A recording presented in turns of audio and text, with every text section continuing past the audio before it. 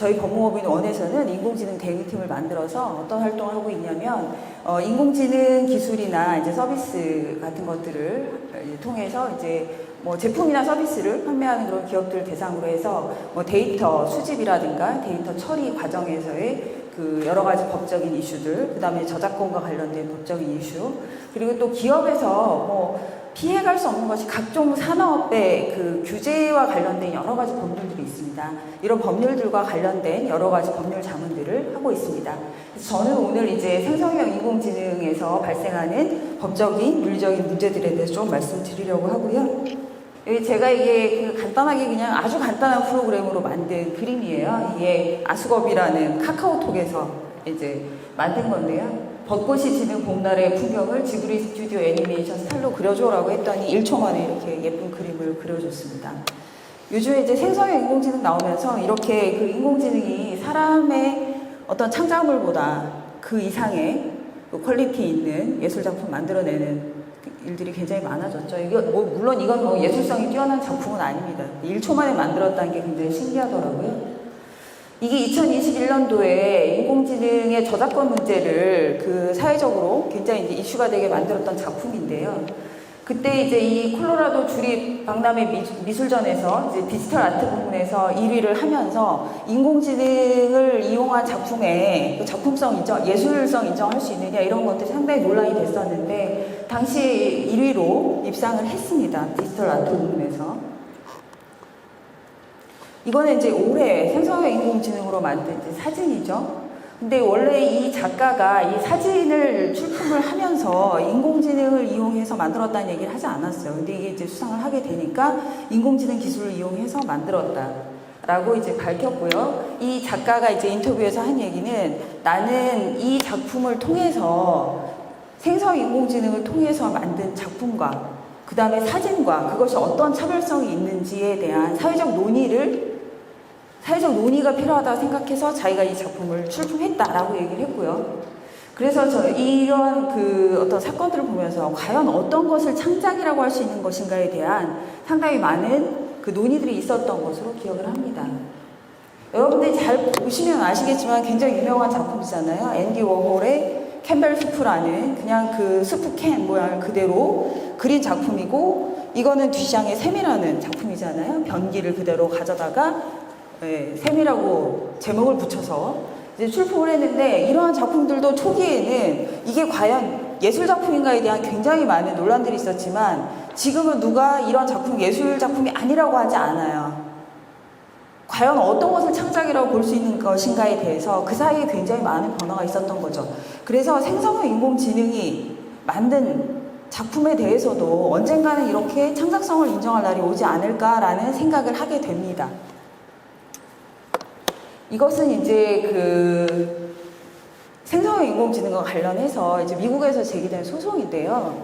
미국 작가협회에서 굉장히 유명한 작가들이 이제 소속되어 있는 그 협회인데, 뭐 이런 왕자의 게임이라든가 이런 유명한 소설들 챗 GPT에서 이 후속 작품 만들어줘 하면은 그냥 만든다는 거예요.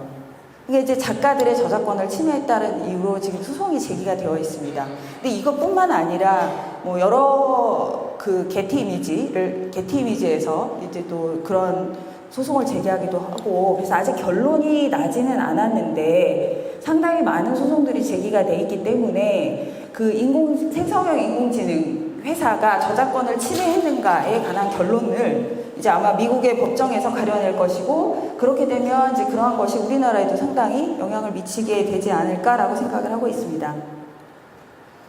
이거는 아주 최근에 이제 미국 법원에서 그 AI 이미지 생성 프로그램을 만든 회사를 상대로 이제 아티스트 3명이 저작권 침해 소송을 제기를 했는데 이것을 기각을 했다는 기사가 나왔어요. 그래서 제가 찾아봤더니 이건 완전히 기각한 건 아니고 아티스트 3명이 이제 그 오픈 AI를 상대로 해서 자기들의 저작권을 침해했다고 소송을 제기했는데, 실제로 이 원고들이 저작물로 등록한 게 16건밖에 없었어요. 그래서 그 16건에 대해서는 인정을 했고 그 나머지에 대해서는 인정을 하지 않겠다. 그리고 범위를 좀 좁혀서 다시 소송을 해라라는 취지의 판결이었어요. 그러니까 반대로 얘기하면 그 오픈 AI가 저작권을 침해하면, 그러니까 어떤 특정한 저작물을 침해했다라는 것이 입증이 된다면 이것은 저작권 침해로 볼 수 있다라는 판결이기도 합니다. 이거는 이제 또 하급심 판결이기 때문에 그 이후에 어떻게 진행될지 계속 경과를 좀 지켜봐야 될 것 같고요. 저작권과 관련해서는 굉장히 이제 많은 논의들이 있고 미국에서 이제 소송도 제기가 되고 있는데 또 하나 저희가 조금 간과해서는 안 되는 것이 과연 생성형 인공지능이 만드는 어떤 그 수많은 어떤 사람의 이미지 중에서 이러한 사람의 이미지를 이용한 영상이라든가 이런 프로그램이 굉장히 많이 있잖아요. 왼쪽에 보시는 게 전원일기에 나왔던 응삼이라는 분이 이제 나이가 든 것을 전제로 해서 생성 인공지능으로 만들었고 이분과 전원일기 옛 출연자들이 대화를 주고받는 프로그램이 올 초에 TV에서 방송이 됐었습니다. 근데 그때 저는 그것을 보면서 상당히 기이하다는 느낌을 받았었거든요. 근데 많은 분들이 그랬다라고 얘기를 하는데 이쪽에 있는 그 로지는 가상인간이죠. 실제 인간이 아니죠. 근데 실제 인간처럼 광고 모델로 활동을 하면서 많은 수익을 올리고 있습니다. 그게 과연 누가 인간일까요? 이분들은 인간으로서 어떤 권리가 있을까요? 법적으로 봤을 때.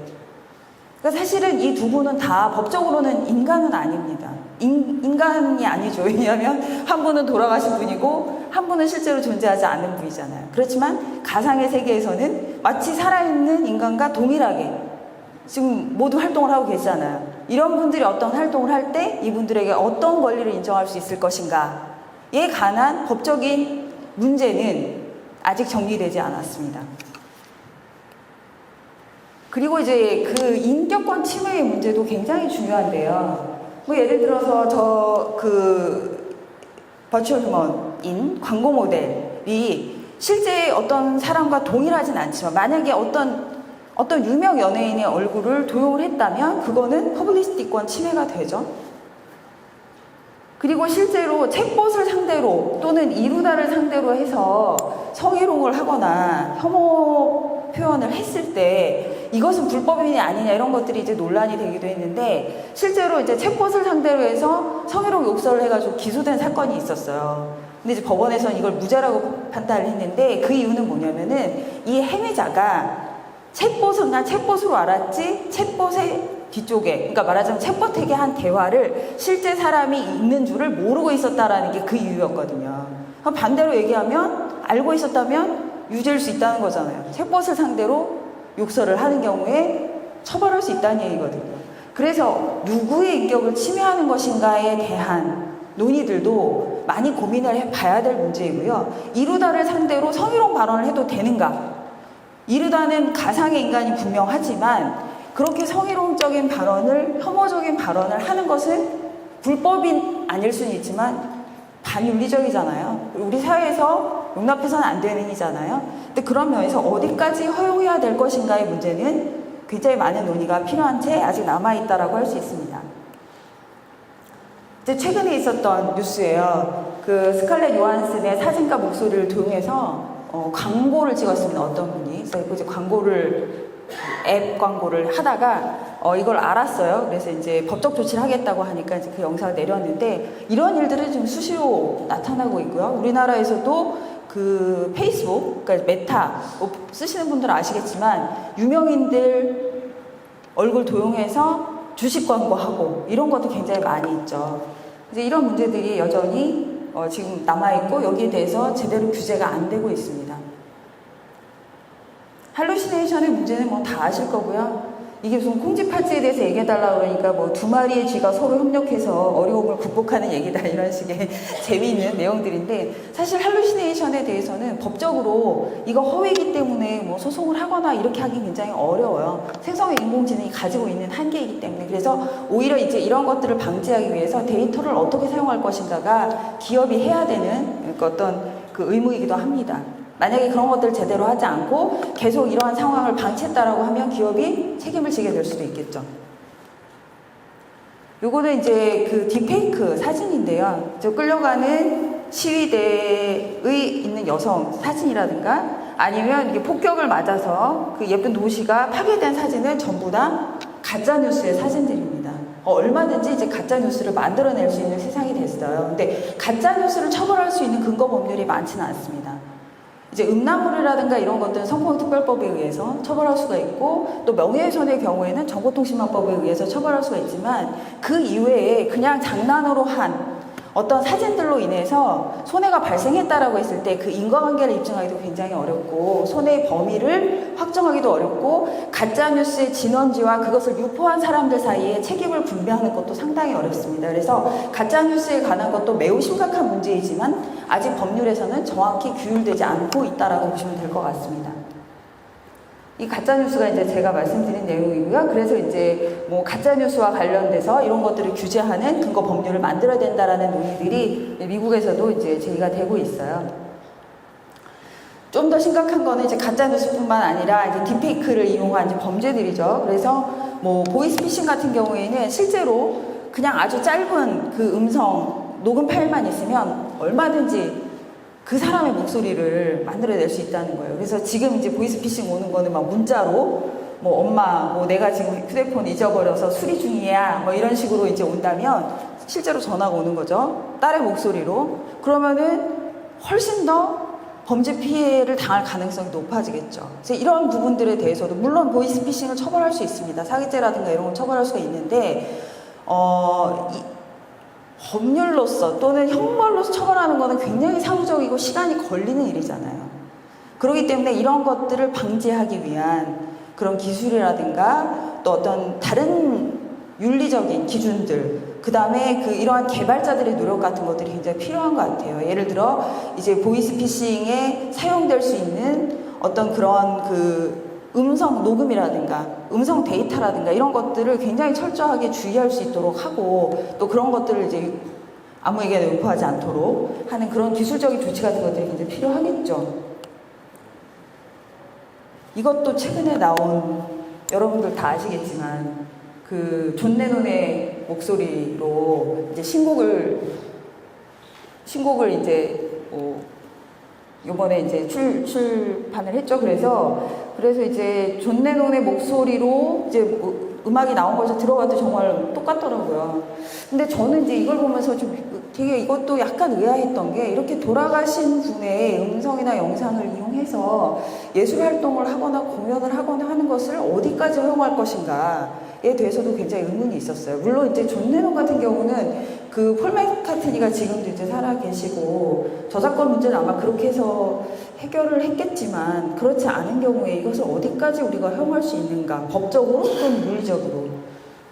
돌아가신 분이 자기의 사후에도 자기의 음성과 영상을 이용해서 이렇게 새로운 노래를 만들고 새로운 영화를 만들고 하는 것을 과연 본인이 즐거워하고 받아들였을까라는 생각을 하게 되는 거죠. 이 부분에 대해서도 아직까지는 규제가 없습니다.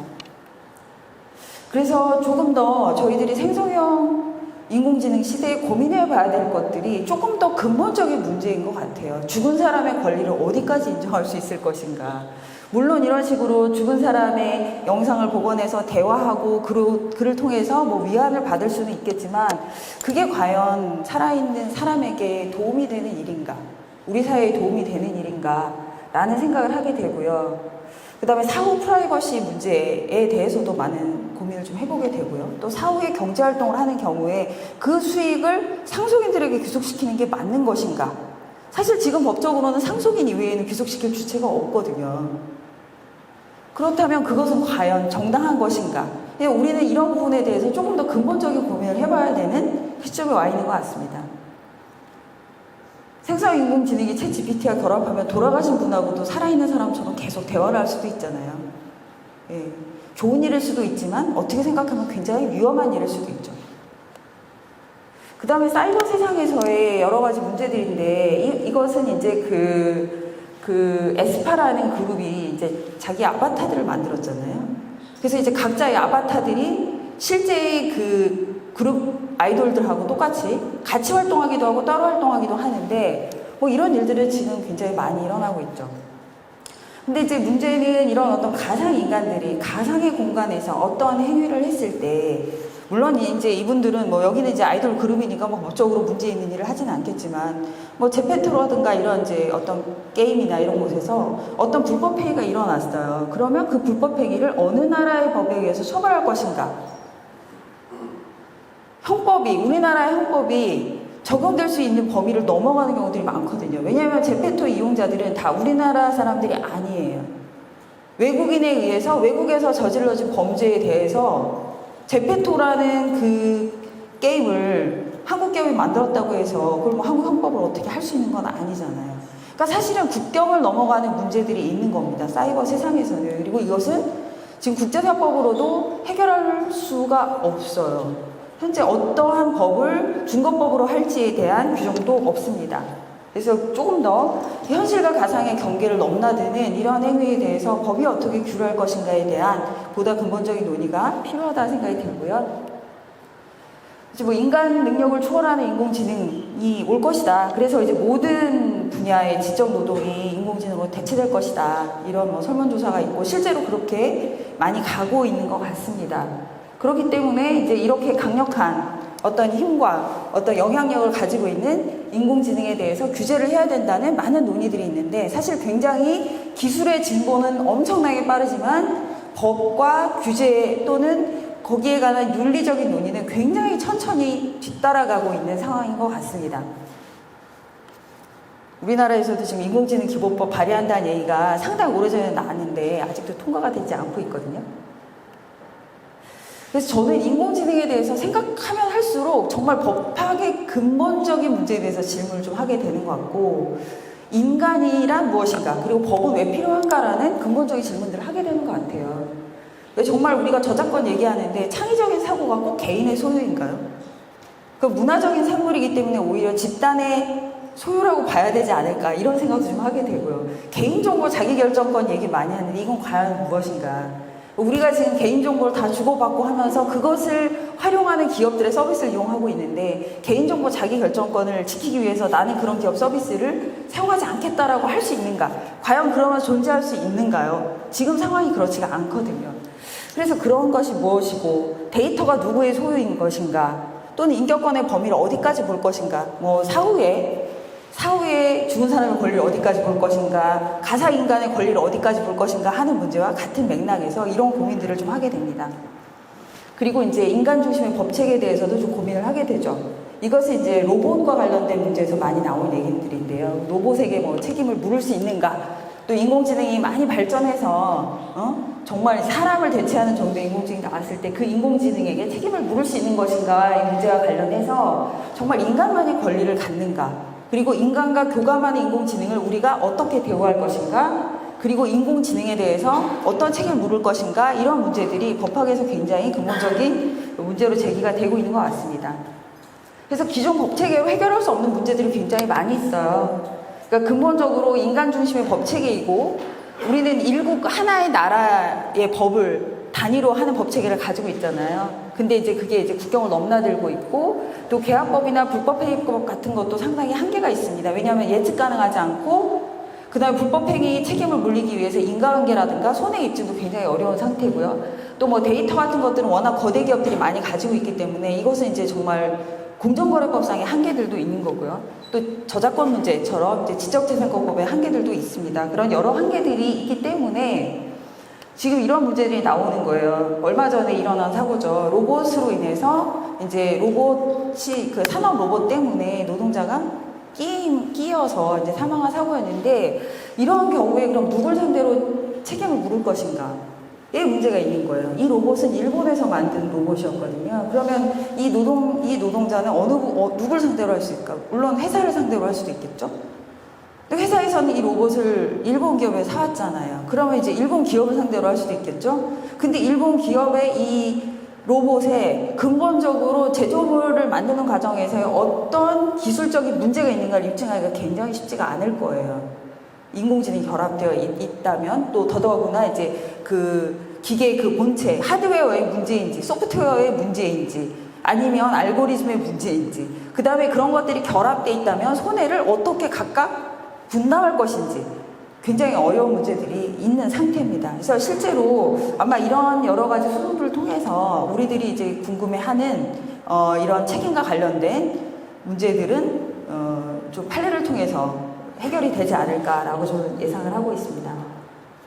그래서 결론적으로 말씀드리면 그 인공지능과 관련해서 이제 여러 가지 법적인 윤리적인 문제들이 많은데 법률로서 규제하는 데는 좀 한계가 있어요. 왜냐하면 이제 사전적으로 규제를 하려면 예측 가능해야 되는데 인공지능 기술이 워낙 예측할 수 없을 만큼 빠르게 변하고 있고 또 사회도 그만큼 빠르게 변화하기 때문에 사전적으로 규제를 하는데 한계가 있어요. 그리고 사후적으로 규제하는 데도 한계가 있습니다. 왜냐하면 이제 어떤 책임의 주체라든가 이중 책임의 문제라든가 손해의 분담 뭐 이런 것들이 여러 가지 면에서 한계들을 가지고 있어요. 아까 말씀드린 것처럼. 그렇기 때문에 법으로 규제하는데 어느 정도 필요는 하지만 한계가 존재한다. 그래서 이제 윤리가 굉장히 중요하다는 말씀 드리고 싶고요. 법률의 선도적 대응이 어렵고 또 그런 어떤 기술이 만들어내는 새로운 사회적 현상에 대해서 판단 기준 자체가 만들어져 있지 않아요. 그리고 이 인공지능 기술은 개발자 윤리뿐만 아니라 사용자 윤리도 굉장히 중요합니다. 개발자가 예측하지 못한 사용법으로 굉장히 많은 위험을 만들어낼 가능성도 있기 때문에 그리고 인공지능 윤리는 무엇보다도 인공지능 기술에 대해서 어디까지 규제할 것인지 여기까지는 할 것이고 말 것인가의 이 선을 정할 때 있어서 굉장히 중요한 기준이 되는 기준점이라고 저는 생각을 해요. 그래서 인공지능 윤리가 굉장히 중요하다고 생각을 하고요. 그래서 제가 마지막으로 드리고 싶은 말씀은 결국 이제 이 윤리를 어떻게 할 것인가에 관한 논의들이 좀 활성화돼야 되고 우리들이 이제 인공지능과 관련된 어떤 법적인 문제를 얘기할 때마다 사회적 논의가 필요하다라는 얘기만 할 것이 아니라 이제는 무엇인가를 해야 된다. 어떤 것이 윤리적이고 아니고 그리고 최소한 이것만큼 하지 말아야 된다라는 가이드라인을 기업 자체에서 개발하시는 분들 자체에서 고민하고 거기에 관한 가이드라인을 만들어야 된다. 그 다음에 그런 어떤 자율적인 규제의 기준점이 되는 어떤 그 책임과 아니면 이런 것들까지는 적어도 해서는 안 된다라는 그 최소한의 기준들만이라도 정부에서 좀 만들어줘야 된다. 그래야 이 기술을 이용해서 어떤 그 새로운 기술을 개발하고 서비스를 개발하는 기업들이 좀 덜 불안하게 우리 이것까지 해도 돼 말아야 돼 이렇게 고민하지 않고 조금 더 자유롭게 그리고 또 좀 편하게 이런 기술이나 서비스를 개발할 수 있는 사회가 되지 않을까라고 생각을 하고요. 그래서 이제 저희들이 그 항상 생각하는 거는 이렇게 이제 인공지능 윤리라든가 이런 것들을 중요하게 생각하는 좋은 사회가 좋은 인공지능 기술을 만든다라는 것입니다. 그러니까 우리가 인공지능 기술이 가져올 위험이라든가 이런 것들을 두려워하기 전에 조금 더 좋은 사회를 만들고 그런 좋은 사회 속에서 좋은 합의를 거쳐서 모두에게 도움이 되는 인공지능 기술을 만들 수 있었으면 좋겠다라고 생각합니다. 자, 이것으로 저희 발표를 마치겠습니다. 감사합니다.